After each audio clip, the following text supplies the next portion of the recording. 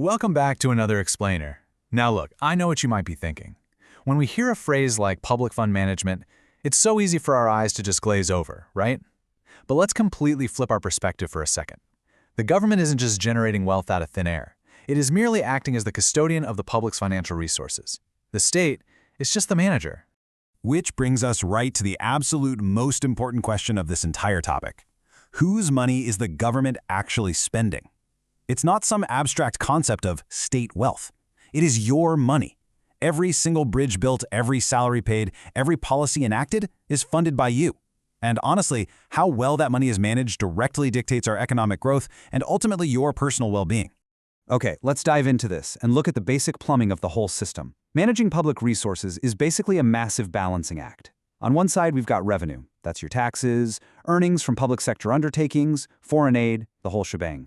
On the other side is expenditure, salaries, infrastructure, grants, and services. It's a highly complex scale, constantly balancing the money coming in from you against the money going out for you. Section 1. The core guiding principles. Because this financial scale is just so incredibly massive, we really can't afford to leave it to chance. Every public entity has to demonstrate 3 fundamental pillars when using your funds. First up is legality. Spending has to be legally authorized for a very specific purpose. Otherwise, well, it inevitably leads to overspending. Second is accountability. That means keeping strictly accurate books and having the actual governance in place to fix issues when they pop up. And third, transparency. Because governments often operate without any real market competition, transparency is what ensures they act fairly. And that high standard of reporting is absolutely crucial for boosting public confidence. So how are that transparency and accountability actually enforced in the real world? It's like a giant puzzle of checks and balances. We have 4 distinct pillars of society, and each one is armed with specific instruments. The legislative branch uses the budget. The executive relies on watchdogs like the CAG and CVC. The judiciary wields the power of judicial review. And finally, civil society, yeah, that's you and me, holds power through the media, protests, and social audits. Every single one of these pillars plays a completely distinct role in guarding the vault. Section 2. Achieving value for money.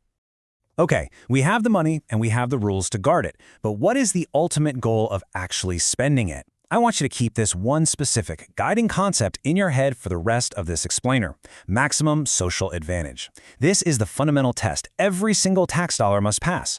By balancing social benefits against social costs, the government's singular goal must be to maximize the welfare of society as a whole. It cannot just benefit a specific favored group. The goal, at its very core, is for everyone to benefit. So, to hit that maximum social advantage, value for money has to check a few major boxes. First, it means striking a real balance between effectiveness and efficiency with literally zero waste. It requires demonstrating sheer administrative competence and long-term sustainability. Crucially, it demands fairness, meaning we have to respect the nation's diversity, protect the underprivileged, and ensure absolutely no discrimination based on caste, religion, gender, or class. And overlying all of this, the demand for absolute integrity from our public servants. But, applying these utopian principles in the messy real world isn't always straightforward. Consider this specific case from our source material, India's fertilizer subsidy. To ensure the financial viability of fertilizer manufacturing, the government gives out subsidies. However, this means that even the most horribly inefficient manufacturers get financially rewarded. Economically speaking, funding inefficient operations is a terrible idea for long-term sustainability. But strategically, for national survival and basic food security, the country literally has to do it. It creates this massive quandary, showing how the strict rule of long-term sustainability sometimes has to take a back seat to immediate strategic needs. Section 3. Ethical dilemmas in spending. That fertilizer quandary perfectly leads us out of those high-minded principles and straight into the murky gray areas of public finance. Does this serve the maximum social advantage? Well, the answers get complicated very quickly. Just listen to this massive, disruptive ethical question straight from the sources. Is it ethical to use public funds to bail out large corporations that continue to pay vulgar salaries to their top executives? Wow. When a private company fails during an economic slowdown and the government steps in with your taxpayer money to save it, we hit a huge friction point between morality and economics. Let's weigh both sides of this argument impartially. On one hand, you have the too big to fail argument. If massive monopoly services, like discoms in India, go under, the shockwaves hit the entire economy. Jobs are lost, the grid suffers, and the public usually pressures the government to step in. But on the flip side, we have moral hazard. Bailouts inherently reward reckless financial risks. Using public money to sustain a bloated corporate culture means diverting those exact same funds directly away from essential services like health and education. It's a true ethical tightrope, for sure. Section 4. Why public spending fails. Now, what's really interesting about this next slide is how things actually break down. Despite the rules, the watchdogs, and that pursuit of maximum social advantage, public spending frequently fails and your funds are squandered. Let's explore the root causes, starting with political failures. Sometimes, political rivalry just evolves into flat-out vendettas, completely undermining any cooperation needed for real development. Then there's the massive strain on the budgetary balance from the irrational distribution of freebies, giveaways solely for electoral votes. And let's not forget the steep financial cost of politicized protests and ill-intentioned bonds, which severely delay public works and drive up costs. Costs that, again, are ultimately paid by you. Next up, we have administrative failures. These are the incredibly frustrating roadblocks within the government itself. We're talking policy paralysis and excessive red tape. The source material actually highlights an unbelievable example. The MAPoliticalscience scheme was recently suspended for 2 whole financial years simply due to inefficiency and underutilization of funds.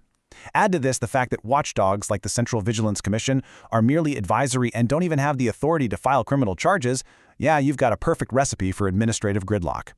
But actually scratch that. Perhaps the most surprising reasons for failure aren't political or administrative at all. They're social. Look at this striking concept, corruption-related social apathy. In India, there's a noted tendency to just accept corruption as the norm, where individuals with ill-gotten wealth enjoy the exact same social status as the honest wealthy. Compare this to societies like Japan, where actual social boycotts of corrupted individuals take place.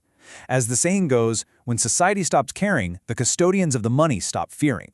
And this apathy is driven by much deeper social failures. An ineffective educational system often fails to instill basic moral values of honesty. Deep-rooted social and economic inequality actually encourages people to hoard as much wealth as possible the second they get the chance, leading to community-level corruption. And finally, there's a serious lack of institutionalized social accounting. Take schemes like Emer-Narega. The process of clearly communicating the social and environmental impacts of government actions to the community just isn't formally built into the system. Section 5. The path forward. We've seen the ideal principles, and we've examined the messy, real-world roadblocks.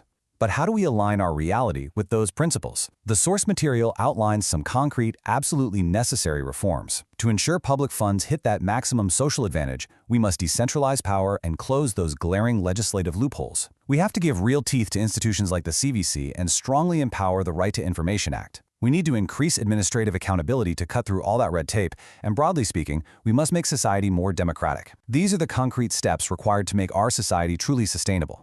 And that brings us right back to you. Remember that table of institutions we looked at earlier? You are the 4th pillar. You are civil society. The government is just the custodian, but the wealth is yours. So, my final question to you is this. Armed with this knowledge, how will you step up and hold the custodians of your money accountable today? Keep questioning, keep learning, and we'll see you in the next explainer.